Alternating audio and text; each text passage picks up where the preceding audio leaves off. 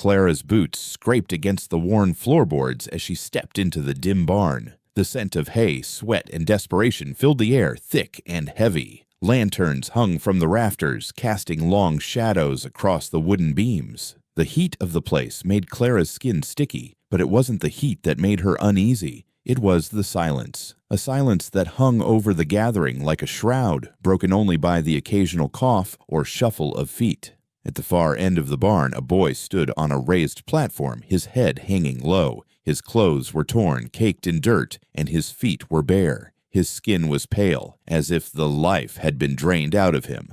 But it wasn't the boy's appearance that made Clara's stomach churn. It was the way he stood, so still, so silent, as if the world had already forgotten him. He didn't look out at the crowd, didn't speak, just stared at the floor as though waiting for something he knew was coming. The auctioneer stepped forward, his voice rough and practiced. "Next up, a young boy, no more than 10. The man called out, his eyes sweeping over the gathered buyers. "He's strong, quick with his hands. A worker, no family, no ties, comes with no history but his own." The crowd shifted, eyes scanning the boy as if appraising a piece of livestock. Clara's heart thudded in her chest, and she stepped forward, pushing through the sea of murmurs and greedy glances. She hadn't come here to buy a child. She hadn't come here to buy anything at all, but something about him, something about the emptiness in his eyes, had drawn her in. The bidding started low, a few offers here and there. Clara didn't move. She just watched, her breath shallow. She wasn't sure what she was feeling, sympathy, pity, or something else entirely. The boy stood there, still as a statue, his eyes never lifting from the floor. As the bids grew higher, Clara's chest tightened. She shouldn't be here. She shouldn't be doing this. But she couldn't tear her eyes away from him. $5, a man called from the back. $10, another voice shouted, cutting through the tension. Clara reached into her pocket, her fingers brushing against the cold metal of the coin she had brought. It was the last of what she had, the last of the money she'd kept tucked away, hidden in the folds of her life. The boy's gaze flickered up for a split second, and Clara's heart skipped. There was something in that brief glance, something that made her feel like she was being drawn into a current she couldn't resist. $15. Clara's voice broke through the bidding, louder than she intended. Eyes turned toward her, and the auctioneer's gaze narrowed. He hadn't expected her to speak up. He hadn't expected a woman to buy it. $15, the auctioneer repeated, his voice taking on a sharp edge. He turned toward the crowd, giving them a moment to respond. "Sold," he called out, his voice ringing through the barn, as if he had made the final decision for them all. Clara stood frozen for a moment, her heart racing. The sound of the gavel striking echoed in her mind. She had done it. She had made the choice. The boy didn't move as Clara stepped forward, her hand outstretched. The auctioneer handed her the boy's care, his eyes lingering on her with judgment, like he had seen this kind of decision before. Clara's fingers brushed against the boy's arm, and for a brief moment she felt his thin skin, the coldness of it, and something inside her tightened. He didn't look at her. He didn't say anything. He just stood there, waiting for her to take him, like a piece of property, like a promise that could be broken at any time. "You can take him now," the auctioneer said, stepping back. Clara nodded, her throat dry. She couldn't find the words to speak. Instead, she turned, motioning for the boy to follow her.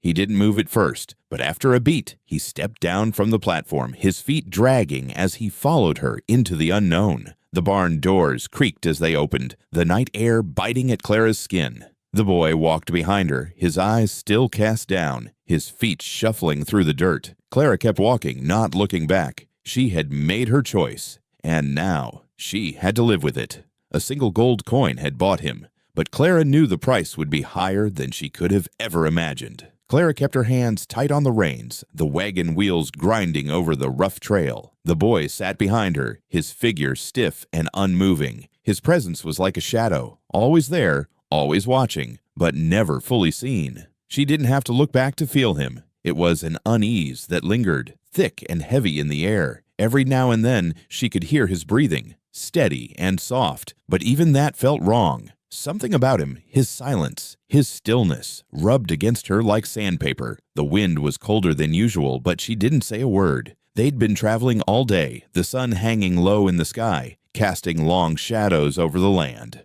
The boy hadn't spoken since they left the auction, his eyes fixed on the horizon. Not once had he asked where they were going, or who she was. He only looked ahead, like he already knew. Clara's thoughts kept drifting to the coin she'd handed over, the boy's strange quietness, the look in the auctioneer's eyes as he'd watched her make the deal. She had thought it would be easier, a transaction, but nothing had felt simple since. She could feel the weight of that coin still in her palm, the cold metal pressing into her skin. It was a debt she had taken on, one she couldn't repay. Not now. "Are you thirsty?" Clara's voice broke the silence, sharp and brittle. "No, ma'am," the boy answered quietly, his voice carrying an odd finality to it, as if he knew there was no point in asking for more. Clara didn't push it. She kept moving. The wagon, creaking under the weight of the silence between them. Every mile felt longer than the last. The road stretched ahead, a path that seemed to wind on forever, just as the boy's presence stretched within her, pulling at something deep inside she couldn't name. The land was barren here, dry fields, an occasional broken fence, a few scattered cattle grazing in the distance. But it was the quiet that unsettled Clara the most. The deeper they went, the more the land seemed to hold its breath, as if waiting for something to happen. And the boy, his stillness, his gaze, it felt like he was waiting too. By the time night fell, they had reached a small cabin, a place Clara had once called home. She pulled the wagon to a stop and tied the horses, the air growing colder with each passing minute. The boy didn't move, didn't say anything. He simply watched her as she unhitched the horses and started a fire. Inside, Clara laid out blankets near the hearth and set up a small meal. The fire crackled and popped, but the warmth didn't reach her. She could feel the boy's eyes on her, even though he hadn't said a word. His presence was heavy, pressing down on her chest. It wasn't just the silence. It was the way he looked at her, as if there was something he knew that she didn't, as if he was waiting for something to happen. When she finished preparing the meal, Clara motioned for the boy to eat, but he only shook his head. "I'm not hungry," he said, his voice soft, almost distant. Clara didn't press him. She ate her meal in silence, listening to the crackle of the fire. The boy sat by the hearth, his legs drawn up under him, eyes closed. She watched him, unsure of what to make of him. He was a child, but there was something ancient in the way he carried himself, something too old for someone his age. As the night deepened, the boy stirred, his hands fidgeting with the blanket. Clara thought he had fallen asleep, but then he began to murmur, his voice low, barely audible. "Papa," he whispered, his words slipping from his lips in a strange rhythm. "Papa, I was supposed to find you, but he's gone." Clara stiffened. Her fork hung in midair, her breath catching in her throat. She set it down slowly, her eyes not leaving the boy as he continued to mutter, his words tumbling out in jagged fragments. "Papa, he told me. He said I'd know you by the sound of your voice. Papa said." The room seemed to grow colder, the shadows deepening. Clara swallowed hard. She didn't move, didn't speak, her heart thudding against her chest. The boy's voice drifted in and out, each word like a knife, slicing through the calm of the night. She should have said something, should have stopped him, but she couldn't. The words he spoke, the name on his lips, it twisted something inside her, something she didn't want to face. She had buried the past so deep, but now it was rising to the surface, clawing its way back. The boy's voice faltered. "Papa," he said. His voice trailed off into nothing, and Clara could see his eyes now, wide and unblinking. He was looking straight at her, but it wasn't as if he saw her. It was as if he was seeing something behind her, something far away. Clara forced herself to look away. She busied herself with cleaning the plate, her hands shaking slightly. The boy's words hung in the air, heavy and unspoken. "Papa." She knew exactly who he meant, even though she didn't want to. The boy's father, the man she had buried, the man who had vanished without a trace, leaving only silence in his wake. The boy's breathing slowed, and he curled up by the hearth, his eyes closing, the room growing still once again. But Clara couldn't shake the feeling that the silence between them was just another lie, that something unsaid lingered in the shadows, just out of reach. She sat by the fire long after he had drifted into a restless sleep, her mind whirling with thoughts she couldn't push away. The boy was here for a reason. She didn't know why, but she knew one thing for certain. Nothing in her life would ever be the same again. The days passed slowly. each one dragging into the next like a never-ending stretch of road. Clara kept herself busy, working the land, feeding the animals, fixing what needed fixing, but it wasn't enough to keep the grief from pressing in. It had been there for so long, a silent weight that clung to her skin. But the boy, with his quiet presence, seemed to bring it to the surface in ways she hadn't expected. She tried to stay distant, to keep him at arm's length. He didn't speak much, just followed her around, doing whatever was asked of him with an eerie sort of obedience. He worked hard, without complaint, his small hands quick and steady. But it wasn't just the work that unsettled her. It was the way he watched her. His eyes always on her, never wavering. She couldn't explain it, but it felt like he was waiting for something, or maybe he was seeing something in her that she didn't want to be seen. One afternoon, after they had finished feeding the cattle, Clara found herself standing at the edge of the small pond behind the house, staring out at the water. The surface was still, like a mirror, reflecting the sky above. She didn't know why she had come out here, maybe just to escape the silence inside the house. But as she stood there, the boy appeared beside her. His presence was so quiet, so still, that it startled her when he spoke. "Do you miss him?" Clara's breath caught in her throat. She hadn't expected him to say anything, hadn't expected him to notice. She should have said something, anything, to dismiss the question. But the words wouldn't come. She didn't want to admit it, didn't want to face the hollow ache that had been there ever since he left. "Who?" She finally managed, her voice tight. "The man you loved." Clara's chest tightened. The boy's words were too sharp, too raw. He didn't know anything about the man she had loved, didn't know anything about the life they had shared before it all fell apart. She had buried it, locked it away in a place where it couldn't hurt her. But the boy's gaze, steady and unwavering, made her feel like she had opened a door that should have stayed closed. "I don't want to talk about it," Clara said, her voice strained. She turned away, but the boy didn't move, didn't look away. His presence was a constant reminder of something she couldn't escape. The days blurred together after that. Clara found herself avoiding the boy more and more, working harder, staying busier, hoping that the distance between them would grow until it felt like he was nothing more than a shadow in the corner of her eye. But no matter how much she tried to ignore him, no matter how many tasks she threw herself into, the boy was always there, quiet, watching, waiting. And every time she looked at him, she felt it again, an echo of something long buried, something she had lost. It wasn't just the boy's eyes that unsettled her. It was the way he seemed to see her. Not just the woman she was now, but the woman she had been, the woman she had tried to forget. One evening, as the sun dipped low in the sky and the air grew cool, Clara found herself sitting alone on the porch, a cup of tea in her hands. The boy sat a few feet away, his legs drawn up beneath him, his eyes fixed on the horizon. She could feel his gaze on her, even though he wasn't looking directly at her. The silence between them stretched out, thick and suffocating. Clara could hear the crickets in the distance, the faint rustle of leaves in the wind, but nothing could drown out the quiet ache in her chest. She took a sip of her tea, the warmth of it doing nothing to ease the cold feeling that had settled inside her. "Do you think he'll ever come back?" the boy asked, his voice low, almost lost in the evening air. Clara's hand shook slightly as she set the cup down on the porch railing. She didn't know what to say. She didn't know if she even wanted to answer, but there was something in the boy's voice, something in the way he asked, that made her feel like she was being pulled into a conversation she wasn't ready for. "No," she said quietly, her voice barely above a whisper.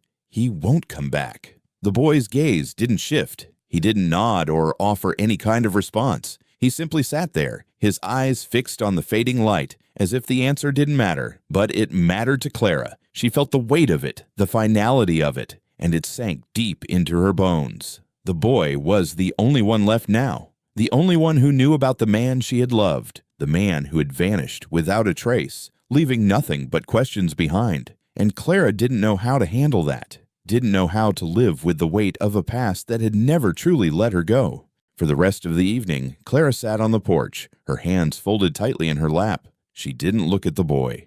She didn't speak. She just listened to the sound of the wind rustling through the trees, the creak of the porch beneath her, and the growing ache in her chest. As the night deepened, the boy eventually stood up and went inside, leaving Clara alone with her thoughts. The house felt emptier than usual, the silence more oppressive, But in the stillness, Clara couldn't escape the truth. The boy was right. She missed him, and in some strange, twisted way, she always would. The morning fog hung low over the land, heavy like a blanket that refused to lift. Clara was in the barn feeding the cattle when she heard the sound of boots on the dirt road, slow, deliberate steps that seemed to carry an old, familiar weight. She didn't need to look up to know who it was. "John," she said softly, setting the feed pail down. "Didn't expect to see you today." John Lawrence was an old man, familiar, steady, like the land itself. He had been part of Clara's life long before the boy had entered it. A widower, a neighbor, and in some ways, a reminder of a life she had left behind. He was the kind of man who showed up when the weather turned bad, when the work grew harder than it should have, or when a soul needed tending. Today, though, he didn't look like a man who had come for work. John stood by the barn door, his broad shoulders hunched, his hat low over his brow. He hadn't come to speak to her about the crops or the cattle. Clara knew that. "Clara," he said, his voice rough like gravel, "there's something you ought to know." She stepped forward, her boots heavy against the dirt. "What's it now, John?" He didn't answer at first. Instead, his eyes darted toward the house, and Clara followed his gaze. The boy was standing by the window, watching them, his face a mask of stillness. "Someone's got to say it." John's voice was low now, almost a whisper. He didn't look at her as he spoke. His eyes stayed on the boy, his weathered hands gripping the fence rail tightly. "You've taken on something you can't undo." Clara's throat tightened. She had heard the rumors, the whispers in town, about people who took in children from auctions, about how some souls weren't meant to be saved, how they carried things with them that could never be washed clean. But she had never paid much attention to it. Not until now. "John, what are you talking about?" Clara asked, trying to keep the edge of panic out of her voice. "The boy's fine. He works hard, eats his meals, does what's asked of him." John shook his head, slowly, as if the weight of his words had settled on him like a stone. "It ain't about work, ain't about food. It's about what's inside 'em. Some of these kids come from places you don't want to know, and when you take 'em in, you take on more than you was bargained for." Clara felt a chill slip down her spine. "What do you mean?" John's gaze flickered toward the house once more, his eyes narrowing. "You see that boy? You see the way he looks at you? The way he doesn't speak much, but listens with those eyes of his? He's carrying something with him. I don't know what it is, but I've seen it before. Ain't no good can come of it." The wind shifted, carrying with it the faintest hint of something unsettling, something Clara couldn't quiet. Her hand instinctively gripped the doorframe, her mind racing.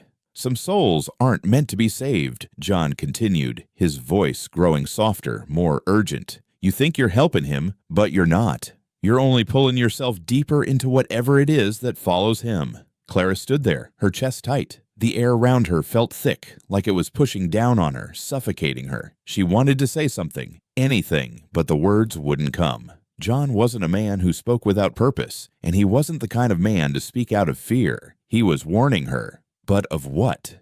"You need to be careful, Clara," he said, his voice steady now. "There are consequences to taking in children at auctions. Some of them, well, they've seen too much. And the ones who come out of it, they don't come out whole. They come out broken." Clara felt her knees weaken. She wanted to dismiss him, wanted to push the fear out of her mind, but she couldn't. John had known things that nobody could explain, and there was a deep, gnawing feeling in her gut that told her he wasn't lying. "What do you think I should do?" she asked, her voice barely above a whisper. John's eyes softened, but there was no pity in them, only a kind of weary understanding. "You need to ask yourself why that boy was sold in the first place. Why did they part with him? Why'd he end up on that block in the first place?" The question echoed in Clara's mind, spinning in a dizzying circle. She hadn't thought of it like that. She had assumed that the boy was just another orphan, abandoned by a cruel world. But what if there was more to it? What if the auction wasn't the end of his story, but only the beginning? John gave her one last look before turning toward the gate. "Just think about it, Clara. Think long and hard." She watched him walk away, his figure growing smaller as he disappeared into the fog. The weight of his warning hung in the air, suffocating her. That night, Clara sat by the fire, the boy curled up by her feet, fast asleep. She couldn't shake the unease in her chest, the lingering fear that had settled over her like a fog. She had promised herself that she would protect him, that she would give him a life better than the one he had known. But as the fire crackled in the hearth, Clara couldn't help but wonder, what if she had already made a mistake? What if, by bringing him here, she had invited something darker into her life? The boy stirred in his sleep, his face contorting with a pain Clara couldn't understand. A whisper escaped his lips, soft but clear. "Papa." Clara's heart skipped, and for the first time, she wondered if John was right. What had she truly brought into her home? The nights had become unbearable. Clara lay awake, staring at the ceiling, the shadows of the past creeping into her mind. She could hear the wind howling outside, the sound of branches scraping against the house like fingers reaching for something lost. But it wasn't the wind that kept her awake. It was a dream. They had started a few nights ago. Small things at first, a flash of her husband's face, a laugh she hadn't heard in years, a flicker of a memory that didn't quite make sense. But as the days wore on, the dreams grew stronger, darker. They were no longer fleeting moments, but long, drawn-out scenes that left her with a hollow feeling when she woke. Faces she couldn't quite place, voices that felt familiar but were drowned in an ocean of grief. In the dead of night, Clara would wake, drenched in sweat, her heart pounding.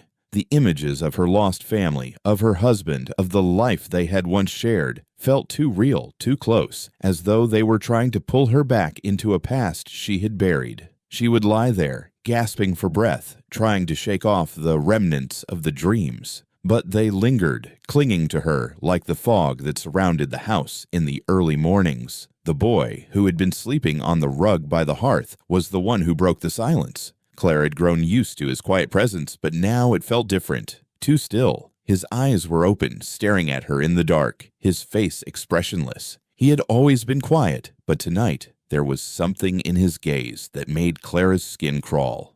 "Are you awake?" he asked, his voice soft, almost hesitant. Clara stiffened, sitting up slowly. She had expected the boy to be asleep. He always was at this hour. But now, in the darkness, something about him felt off. "I am now," she said, her voice tight. She wiped the sweat from her brow, trying to push the remnants of her nightmare out of her mind. The boy didn't speak right away, just sat there, his eyes still fixed on her. Clara could see the flickering light of the fire reflecting in them, making them seem darker, more intense. She felt a chill run down her spine, though the room was warm from the flames. "Papa used to say—" The boy's voice was low, almost a whisper. "He used to say you would be waiting for me, that you would know when I came." Clara's breath caught in her throat. The words, those words, she had heard them before, but not from him. The boy's lips trembled, as if trying to remember something buried. "Who are you talking about?" Clara asked, her voice firmer than she felt. She wasn't sure why, but the question left a bitter taste in her mouth. She didn't want to hear it. Not now. Not from him. The boy didn't answer right away. Instead, he shifted, sitting up a little straighter, his face still unreadable. "Papa said he knew you, that he'd come to find you. He said you'd been waiting for him." Clara's hands tightened in her lap. "You're dreaming," she said, the words sharp, though they felt hollow in her throat. "You're just dreaming, that's all." But even as she said it, she felt a flicker of doubt gnaw at her. The boy's words were too clear, too specific, and that name, Papa, it stirred something deep inside her. Her heart began to race, the old grief twisting in her chest. She had thought she had buried all of it, locked it away, but now it was creeping back into the light, just like the boy's voice in the dark. The boy's eyes didn't leave hers. "He told me about you," he said, almost as if he were explaining something simple, something obvious. "He said you'd be waiting. He said you'd know when I came." Clara stood up quickly, her legs unsteady, as if the weight of the boy's words had driven her to her feet. She turned away from him, pacing toward the window, trying to gather her thoughts, trying to regain control. Her heart pounded in her chest. She didn't want to believe what the boy was saying. "Stop it," she whispered, more to herself than to him. "You're just a child. You don't know what you're talking about." The boy's gaze didn't waver. "Papa said you'd be waiting, and he said you'd be the one who could help me." Clara's chest tightened, and for a moment it felt like the room was closing in on her. The air grew heavier, thicker with every passing second. She turned to face the boy, her breath ragged. "Who was he?" she asked, the words slipping out before she could stop them. "Who was your papa?" The boy didn't answer immediately. He stared at her, his face blank, as if trying to remember something important. Then, slowly, he spoke again. "He never told me his name, but he said you'd know him." Clara closed her eyes, her hand pressed against her forehead as a wave of dizziness swept over her. She shook her head, willing herself to focus. "This is nothing," she told herself.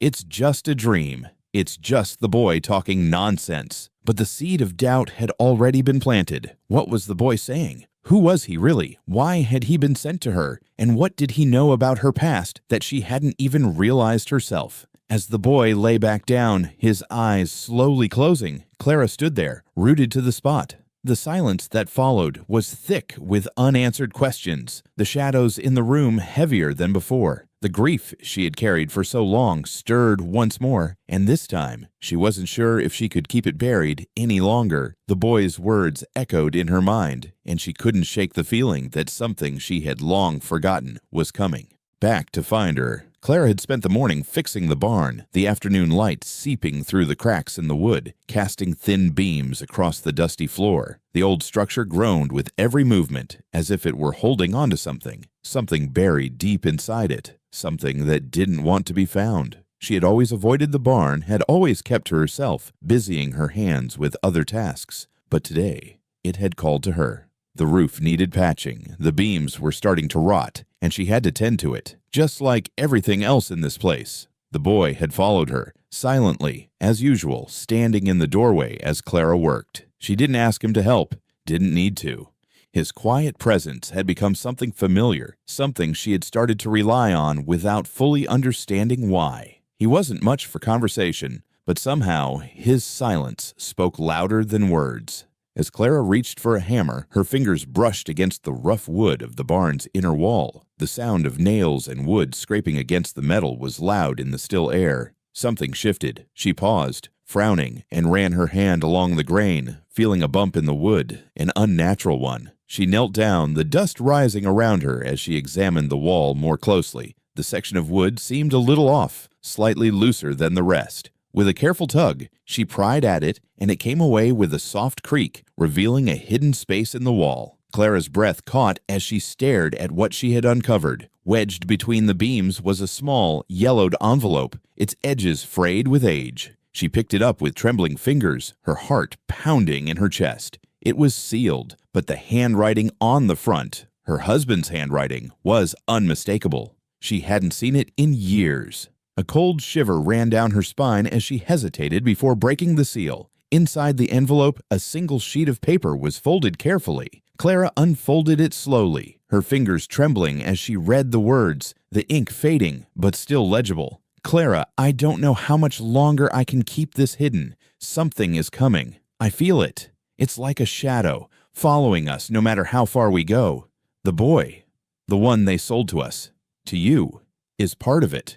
I don't know how, but I know it's true. He's not just a child. He's a messenger, a key to something darker than either of us could ever understand. There are things in this land, in this house, that we can't control. I'm sorry, Clara, I should have told you before, but I couldn't. I can't protect you from it. I've tried. Please, be careful. Keep the boy close, but don't let him take you with him. Whatever happens, don't follow him into the dark. You're stronger than I am. I hope you can do what I couldn't. I love you, but I am already too far gone."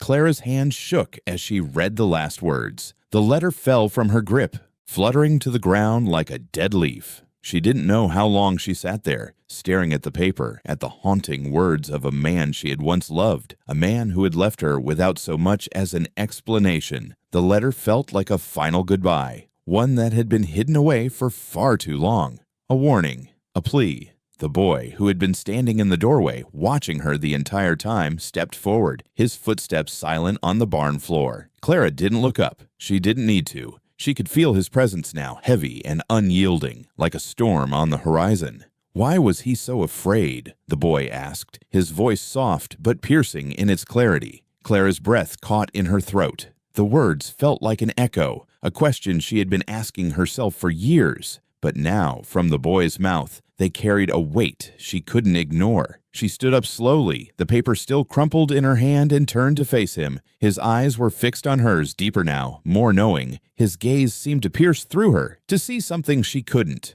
Clara swallowed hard, the fear creeping into her chest. "I don't know," she said, her voice cracking, betraying the certainty she tried to hold on to. She took a step back, as though putting distance between herself and the boy would make it all make sense. But nothing made sense anymore. Not the letter, not the boy, not the shadows that lingered in the corners of her house, in the walls that she had long ignored. "You don't believe him," the boy said, his tone soft but sure. "But you're scared." Clara's mind raced. She didn't want to admit it, but the boy was right. She was scared, and the more she thought about it, the more she realized she had been scared for a long time. She had been running from something she didn't fully understand. But that letter, those words, they had brought it all rushing back faster than she could stop it. "Why do you know this?" Clara asked, her voice barely above a whisper. "How do you know what he meant?" The boy didn't answer immediately. Instead, he stepped closer, his eyes never leaving hers. There was something in his gaze, something that made Clara feel small, like she was standing on the edge of a cliff, and he was the one holding her there. "You brought me here," the boy said, his voice almost a whisper.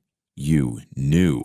Clara felt the walls of the barn close in around her. The air grew thick with the weight of his words, and she realized with a sickening certainty that the boy had always known more than he let on, more than she could ever understand. As the boy turned and walked toward the door, Clara stood frozen, her mind swirling with the echoes of the past.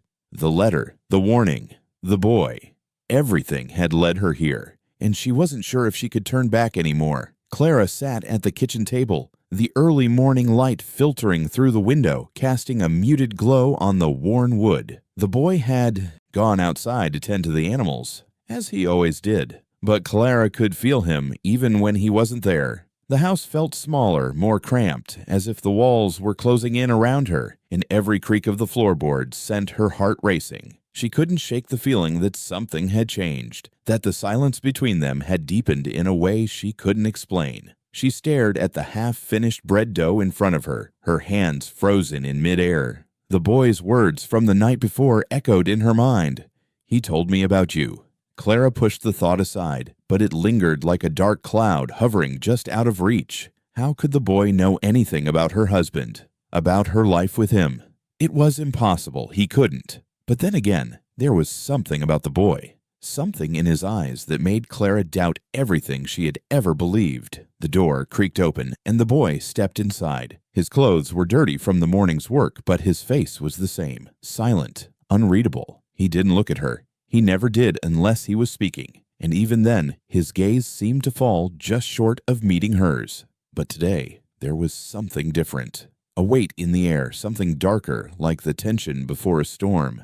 "Did you get the chores done?" Clara asked, her voice strained. The boy nodded, his expression unreadable. He didn't answer, but his eyes shifted toward the fire, then back to her as if he was waiting for something. "Clara," he said suddenly, his voice low, almost hesitant. "Papa used to tell me stories about you." Clara's heart stopped. The name, her husband's name, slipped past her lips before she could stop it. "What did he say?" she asked, though she wasn't sure she wanted to know. The boy stepped closer, his small frame casting a long shadow across the room.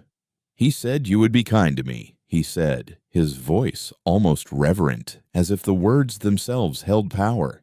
"He said you would understand what he couldn't explain." Clara's chest tightened. "What else did he say?" The boy's gaze dropped, as if weighing his words carefully. "He told me about the letter, the one he wrote. He said you'd find it. He said it was the only way you'd know."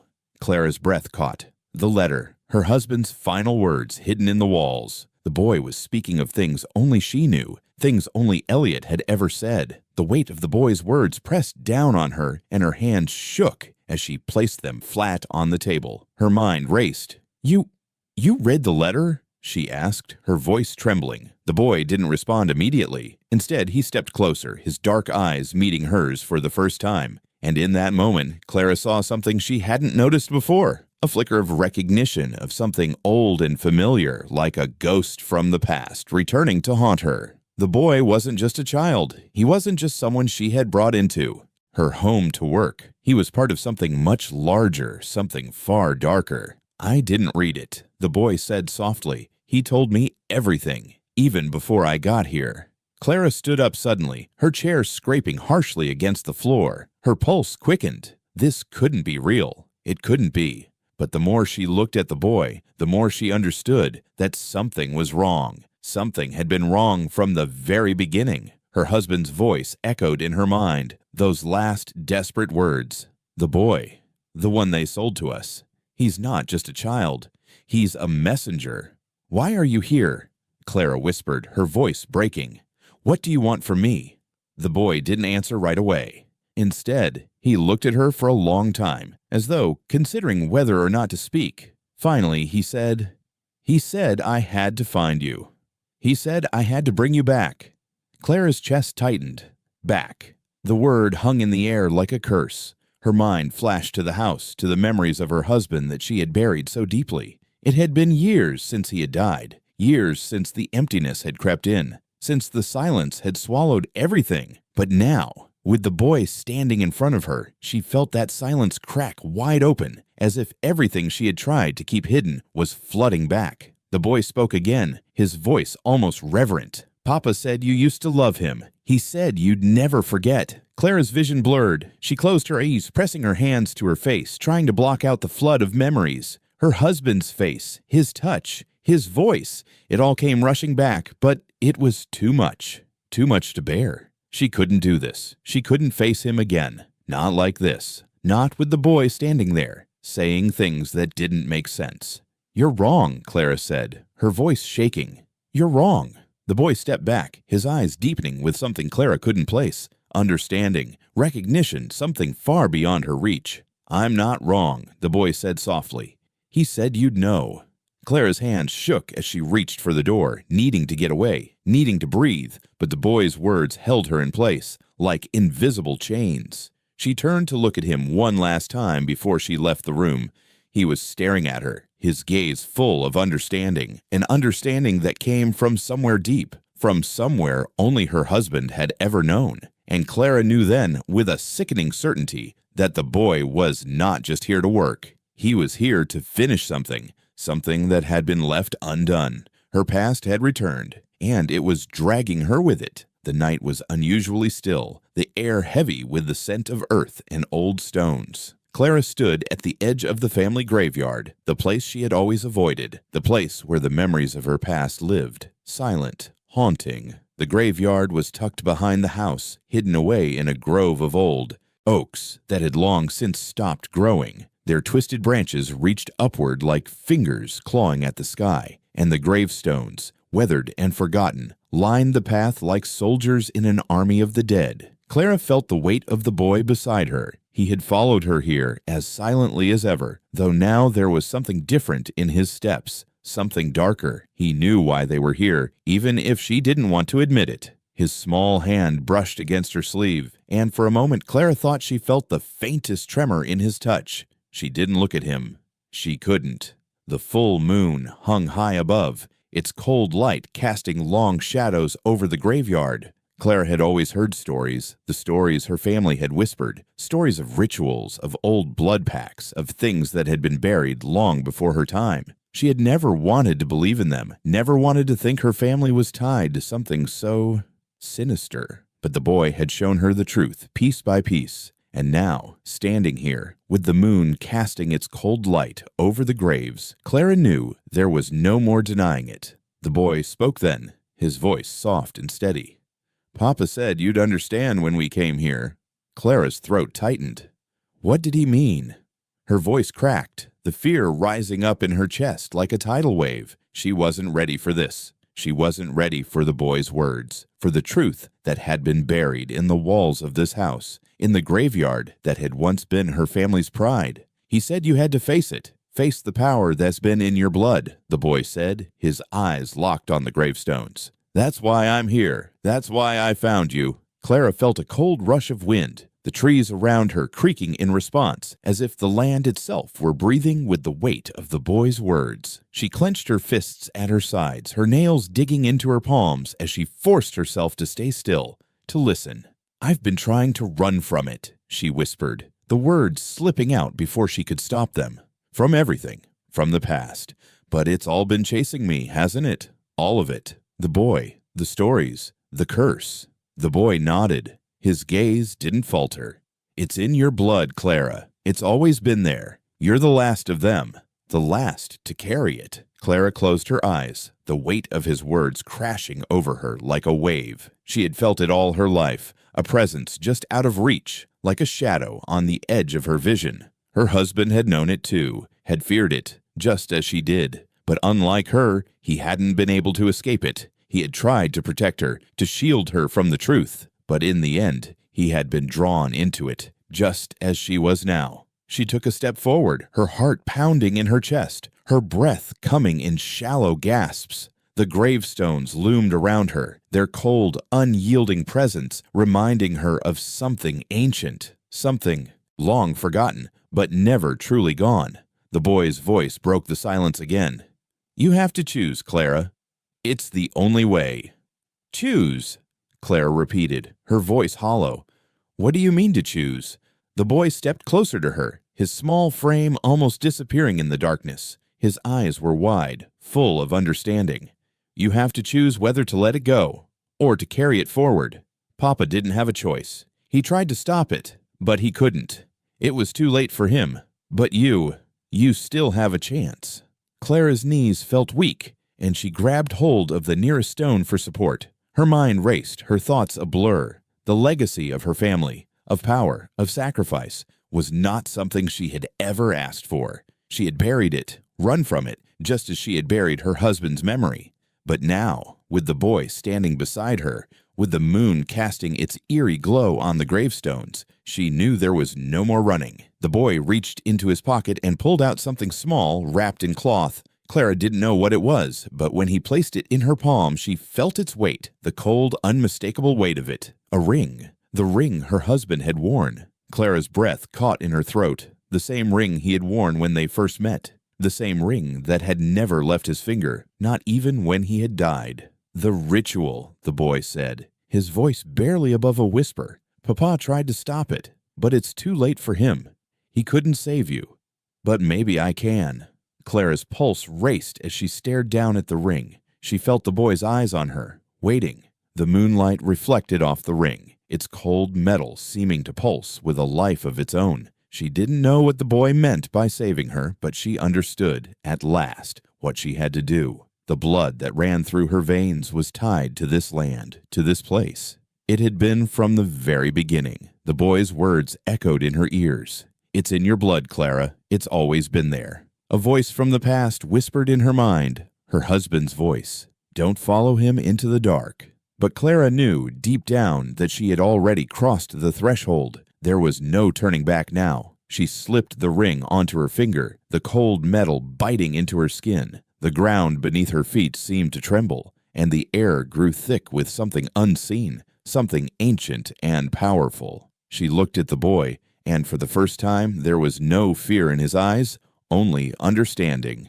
The choice had been made, and Clara's past had come to claim her. Clara had never paid much attention to the old well behind the barn. It had always been there, half hidden by the overgrowth, its stones covered in moss and its mouth yawning wide, as if it had been waiting to be forgotten. The well had always seemed a relic of another time, something her father had built, something that served its purpose long ago, and was left to rot with the land. But today, as the boy led her to it, there was something different about it, something that made the hairs on the back of her neck stand up.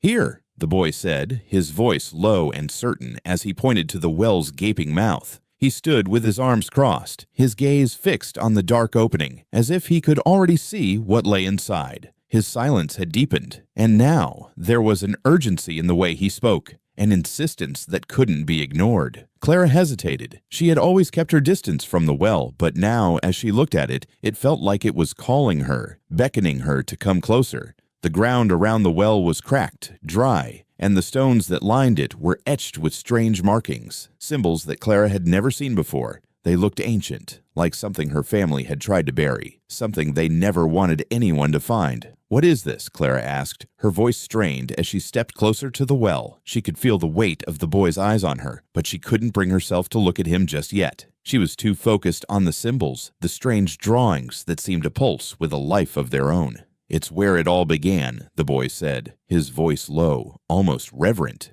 "It's where your family's pact was made." Clara's heart skipped a beat. "Pact," she repeated, her voice trembling. "What do you mean, pact?" The boy didn't answer immediately. He stepped forward, his small frame moving with a quiet certainty, and crouched by the edge of the well. He ran his fingers over the symbols, tracing their lines with care. Clara watched him, her breath caught in her throat. She had never seen him like this, so focused, so connected to the dark presence that seemed to linger around them. "This is where your family's blood was tied to something else," the boy continued, his words cutting through the silence. "That's why you can't escape it. That's why you brought me here." Clara's chest tightened, and she took a step back, her hands trembling at her sides. "No," she whispered. "This can't be real." The boy didn't look up. His voice remained steady, almost detached, as though he were reciting something he had heard 100 times before. "It's real. Your family made a deal with the darkness that haunts this land. They traded their souls for power, for control, and now it's come for you." Clara felt a sickening weight in her stomach, like the ground was slipping out from under her. She thought about the letter, about her husband's desperate words, and the fear in his voice when he had warned her about the boy. It all clicked into place. The boy wasn't just some lost child. He was part of it, part of the curse that had plagued her family for generations. "What do you want me to do?" Clara asked, her voice barely audible. She had tried to run from this, tried to bury the truth, but there was no escaping it. Now, the boy had come to collect what had been promised long ago. The boy looked up at her then, his eyes dark and unblinking. "You have to finish it," he said, his words heavy with finality.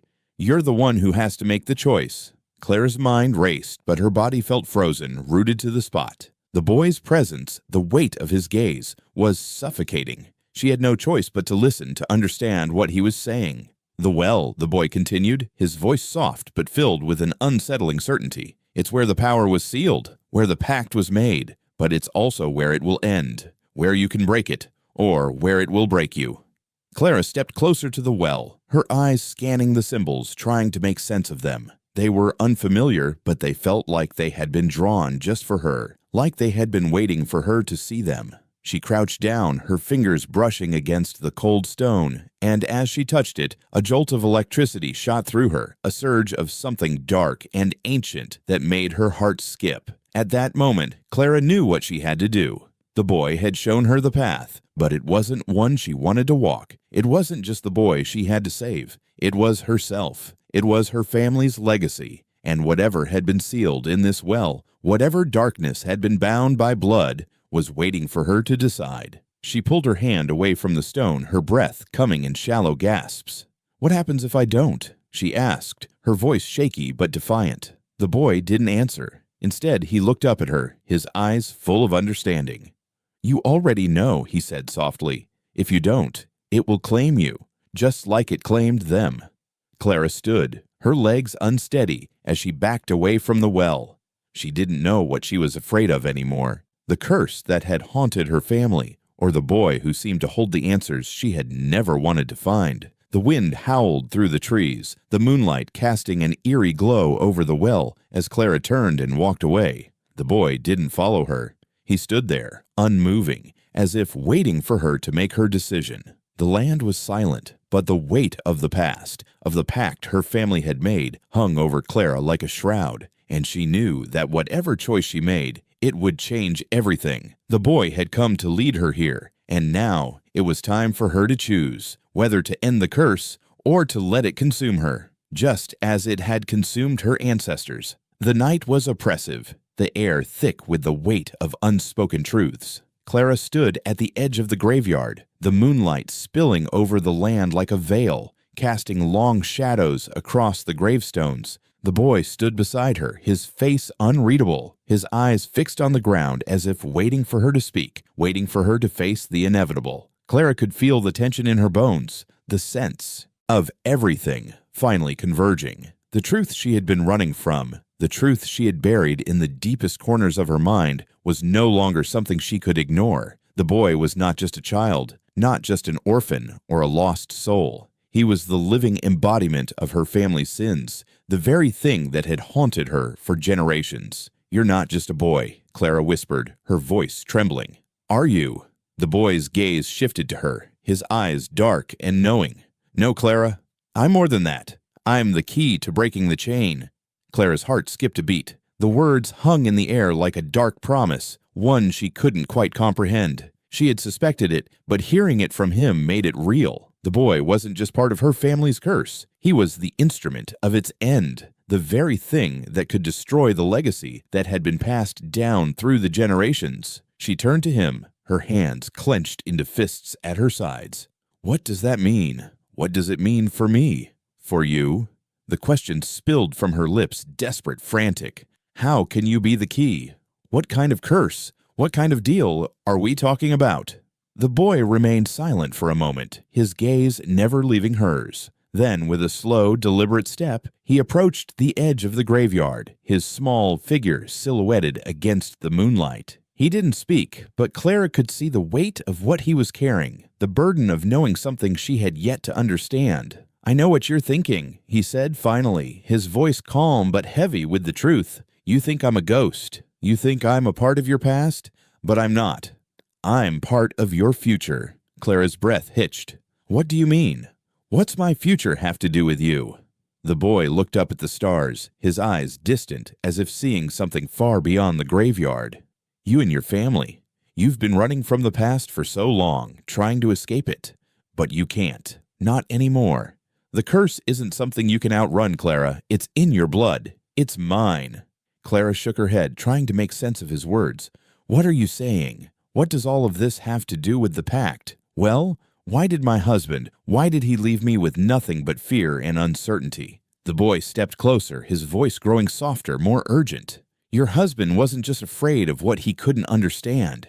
He was afraid of what you were becoming, afraid of the power in your blood, the power that could break everything. That's why he tried to protect you, but he couldn't. He knew the truth, Clara. He knew you were the last one who could end it." Clara's mind raced, her heart pounding. End it. She hadn't wanted to face it, hadn't wanted to admit what her family had been involved in. The pact, the curse, the darkness that had followed her family for generations, passed down like a hidden heirloom. "The boy," Clara whispered, her voice barely audible. You're not just a child. You're the key."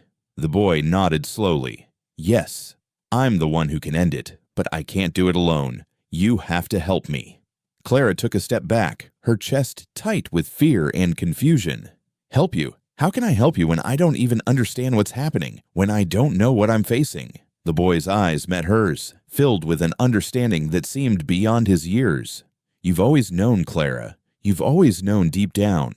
The power in your blood is what's kept you tied to this land, to this curse. But it's also what can break it. You have the strength to undo it all. You just have to make the choice."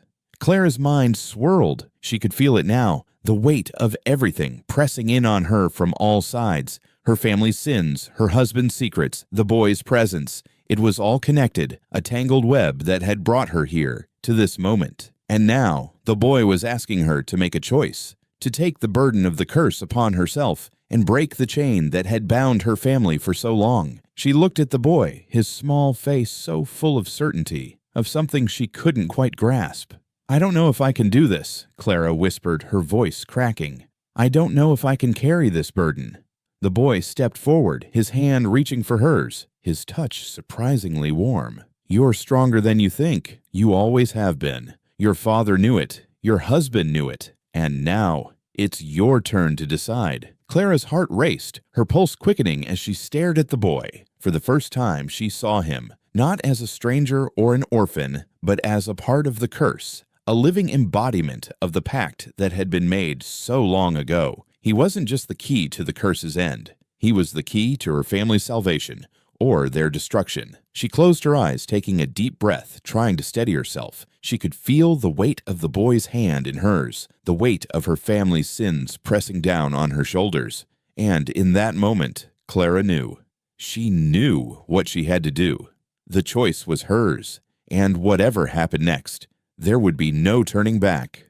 Clara stood at the edge of the land, the weight of the night pressing down on her shoulders. The air was thick with silence, the moon overhead casting its cold light over the field that stretched out before her. The house was behind her, the barn beside it, both standing like sentinels, keeping watch over the land that had belonged to her family for generations. But tonight, Clara felt nothing but emptiness. The past, the land, everything she had fought so hard to hold on to, she could feel it slipping away. The boy was beside her, his small hand resting at his side, his eyes distant. He had been quiet all evening, watching her as she wrestled with the truth she had always known but had never been ready to accept. The choice was hers, and hers alone. She had never wanted to face it. The curse that had haunted her family for so long, the pact that had been made in blood. The boy was the key to ending it, to breaking the cycle of death and sacrifice that had claimed so many lives. But in order to free herself, in order to free him,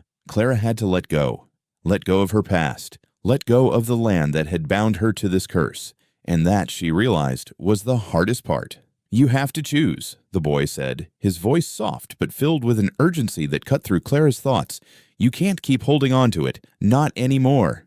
Clara's throat tightened. She had spent so many years running from this moment, hiding behind the walls of her house, the silence of her grief. But now, with the boy standing beside her, with the weight of the land pressing in on her, she knew there was no more running, no more avoiding it. The past had come back, and it was demanding a price. "I know," Clara whispered, her voice barely audible in the stillness. "I know what I have to do." But even as she said it, doubt gnawed at her. The decision was agonizing, a knot of fear and loss that twisted in her gut. Letting go of the land, of everything she had known, felt like ripping a piece of herself away. The land had been her inheritance, her birthright. It had shaped her, molded her, and now she was being asked to leave it behind, to sever herself from everything that had once been her life. "I can't," Clara said, shaking her head. Her voice cracked with the weight of the words. "I can't just let it go. That's all I have left." The boy looked up at her, his eyes steady, full of understanding. "It's not all you have. You have yourself. You have the choice to end it. You're the only one who can." Clara swallowed hard, her chest tightening. The boy was right. She had always thought that the land, the house, were all that she had left of her family. But the truth was, she had something more. She had the strength to make the choice, the strength to free herself and the boy from the darkness that had claimed them both for so long. The moonlight seemed to grow brighter, as though the night itself was watching, waiting for her decision.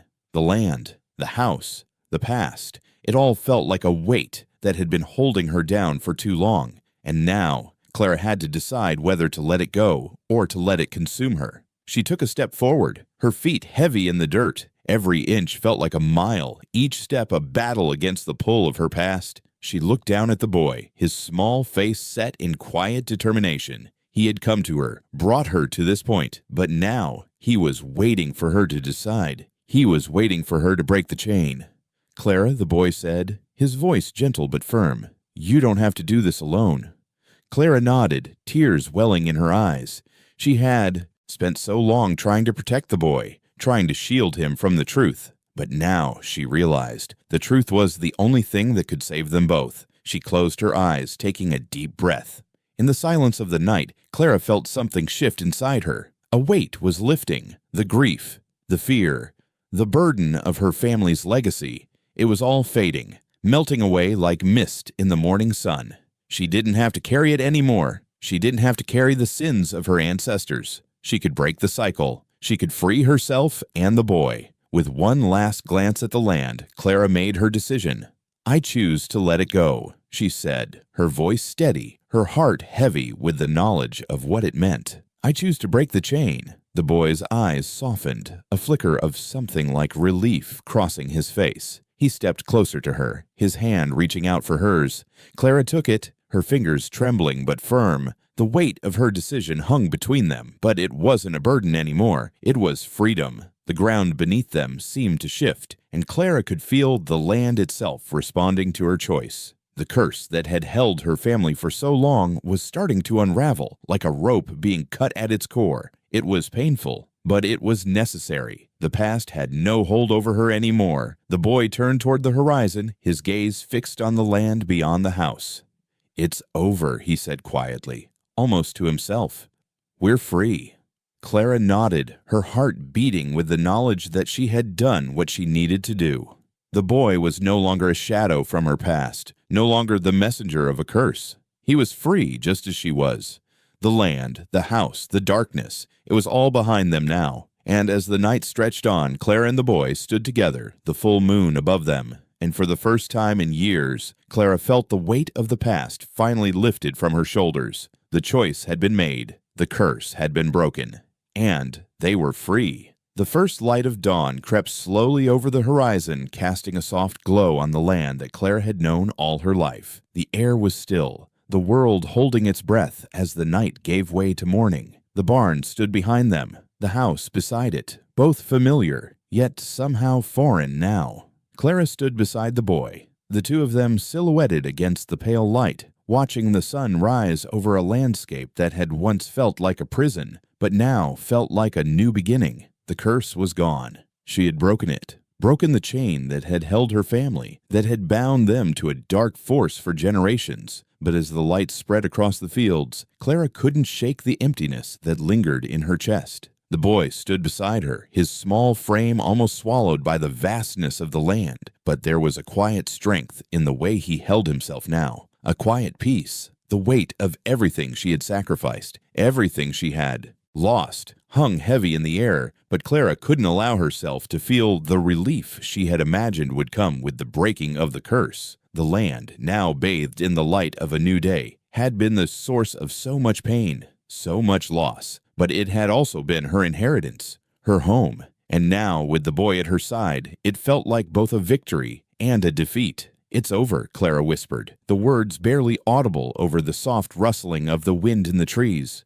"We're free." The boy nodded, his eyes focused on the horizon. "We are, but freedom doesn't mean we leave it all behind. We carry it with us, wherever we go." Clara looked down at the boy, his face now more at peace than she had ever seen it. His role in the curse had been one of the most painful truths she had ever had to face, but now he was no longer the child of the past, no longer a part of the dark pact her family had made. He had been the key, but he was also a part of the future. And as much as she had wanted to protect him, she knew that in the end, it was he who had freed them both. "We've lost so much," Clara said, her voice trembling slightly. "I've lost so much." The boy turned to her, his gaze steady. "You've lost things you couldn't keep, Clara, but now you're free to find new things, things that belong to you, not to the past." Clara's chest tightened as she thought of everything she had lost, the memories of her husband, the life they had shared, the family that had once surrounded her. They were ghosts now, just as the land was a ghost of what it had been. She had broken the curse, but at what cost? What was left? What was she really free from? If everything she had held dear was gone. The sun rose higher in the sky, its warmth beginning to chase away the chill of the night. Clara felt the first rays of light touch her face, and for a moment it was like a breath of air after being underwater for too long. But that breath was fleeting. The past, the ghosts, would always be with her. "We can't go back," Clara said, her voice quiet but firm. The boy nodded again, but his gaze was softer now, as if understanding that the question she had asked was not about the land, but about something deeper. "We can't go back, but we can move forward." Clara turned her face to the rising sun, feeling its warmth seep into her skin, into her bones. The past would never leave her. It couldn't. The land, the house, the memories, they were part of her, as much as the blood that ran through her veins. But the curse was broken, and she was no longer bound to the darkness that had held her captive for so long. "What do we do now?" Clara asked, her voice low, the weight of her question pressing down on her chest. "Where do we go?" The boy's eyes flickered toward her, a quiet smile on his lips. "We go wherever we want," he said. "It's our choice now. The past doesn't have to decide anymore. Clara, felt a pang of something she couldn't quite name, a mixture of loss and hope, grief and freedom. She had broken the curse, but now she had to rebuild. She had to rebuild herself, rebuild her future, and somehow rebuild the pieces of her heart that had been shattered in the process. The boy was no longer the messenger of a curse, no longer the shadow of the past. He was her companion now, her guide, someone who had walked with her through the darkness and had come out the other side. Together, they stood at the threshold of a new life, one that was theirs to shape, to build, to define. Clara took a deep breath, the weight of the past settling in her chest, but not crushing her. She had carried it long enough. Now it was time to move forward. "I don't know where to start," she admitted softly, her voice almost lost in the wind. The boy looked up at the sky, then back at her. "We start with what we have. We start with what's left." And so, together, they turned away from the graveyard, from the house, from the land that had held them for so long. The boy's hand brushed against hers, and Clara felt a flicker of warmth in her chest. They were free, but they would carry the past with them always. But in that moment, as the sun climbed higher in the sky, Clara knew that freedom wasn't about forgetting. It was about moving forward, about choosing to face the future, no matter how uncertain it seemed. The past would never truly leave them, but together they would find their way. And for the first time in a long time, Clara believed it was enough.